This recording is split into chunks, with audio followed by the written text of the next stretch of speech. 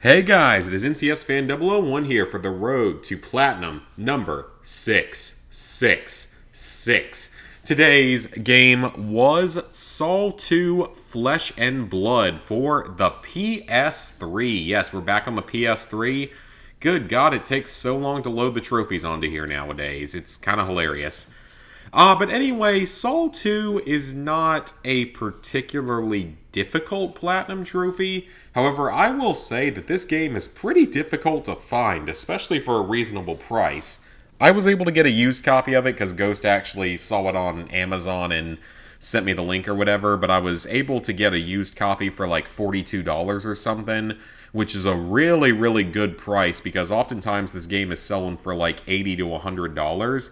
It's that rare of a game, which is really insane to think of because back in the day, these games were so bad you could easily probably pick up both of them for pretty cheap from GameStop like 10 years ago. The original Saw was actually my 10th Platinum all those years ago, back in like 2013, and I was able to rent it from Gamefly back in the day, which is kind of cool. But anyways, Saw 2 finally went back and did it, thought it would make for a solid 666, cursed, I guess you could say, Platinum Trophy, whatever you want to call it. But anyway, as for the Platinum, it's really not particularly hard, but it can have a few tricky parts here and there. So all of the trophies through here are end of chapter story related trophies, so chapters 3, 4, 5, 6, and 7. Then you have 3 trophies for defeating the Bullish Man on 3 different occasions, which is in chapters 1, maybe chapter 4 for this one, and then chapter 6, I think, something like that. This one is done by fighting basically the spike-filled Bullish Man that you're going to fight a couple of times. You don't kill him until chapter 8, though. For this one occurs story-related. It's an unmissable event that occurs in either chapter 5 or 6.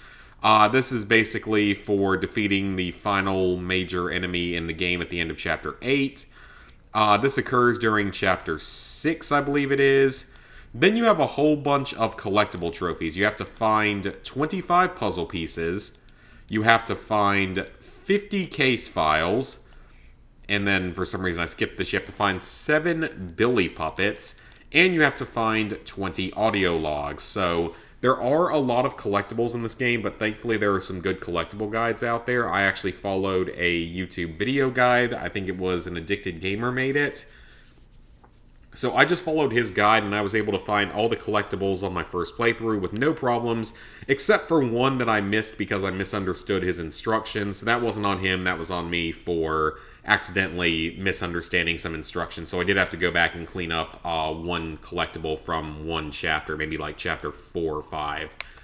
Then another big chunk of your Platinum Trophy is going to come from completing the best times on all of the different minigames.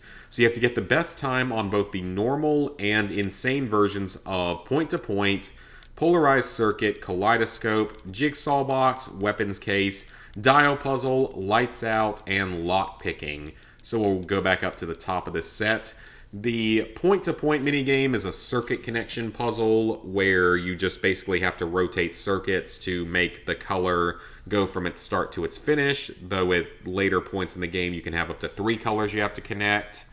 For polarized circuit, it's a much smaller circuit board, but the colors, like all of the nodes on all of the different circuits, are going to be either red or yellow, and 2 reds can't touch, 2 yellows can't touch, so you have to be a little bit more tactical about moving things around. Then you have kaleidoscope. This is basically a panel of 9 dials that are each divided into 4 spots that can be different colors, and you have to make all the different colors line up to where all of the little lights between each pair of dials light up with the same color. Then you have to do the jigsaw box. There's only one of these in the entire game, and it's in chapter 3.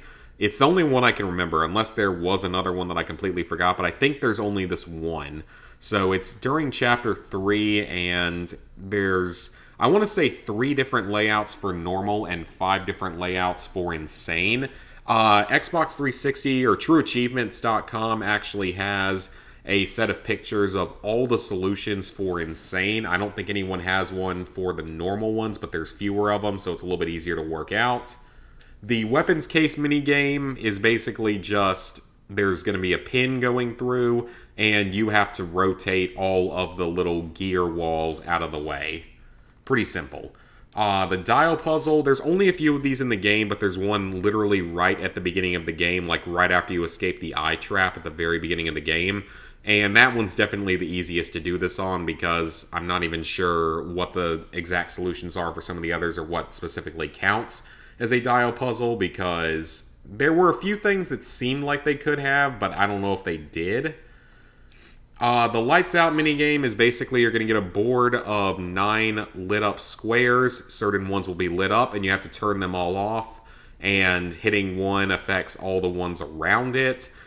There's a solver out there that you can go to, and I'm actually writing a trophy guide right now that'll hopefully be up by the time this video goes up that actually shows a link to that solver that should make things a little bit easier. And then you have to do the lockpicking minigame, which is just guide the nail through the rotating gear walls inside of a lock. That's probably the easiest one out of the 8 different types of trophy minigames. Then you have to save a person. You don't have to in Chapter 3. This is an optional person you can save. It's highly recommended that you do because it makes the next portion just a little bit easier. You have to... this is a story-related trophy. You'll get this. It's the first trophy you'll probably get in the game. You'll get it right after you complete the very first little mini-game in the first chapter. You have 2 trophies for playing on specific days of the year. You do not have to play on these specific days. You can simply just change the time and date settings within your console and set it to October 31st and December 25th for these 2 trophies.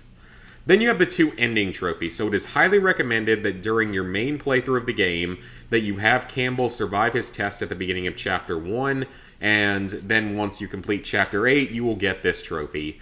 Then you can actually do the flashback, aka chapter select feature, and replay the final chapter, just the final chapter, and at the end of it, the game canonically thinks that Campbell did not survive, so it will actually give you this trophy automatically upon completing the game there and seeing this ending.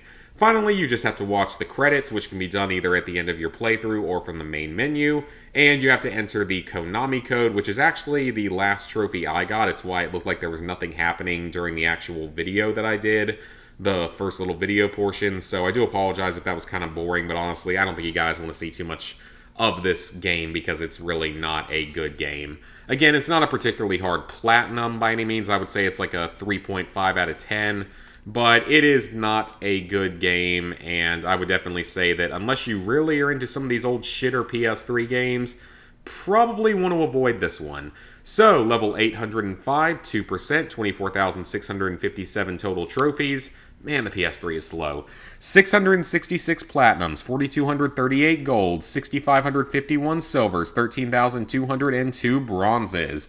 Hope you guys enjoyed the video. Please like, favorite, share, comment, subscribe, and ring the bell if you haven't already. And I will see you guys back here for the next one.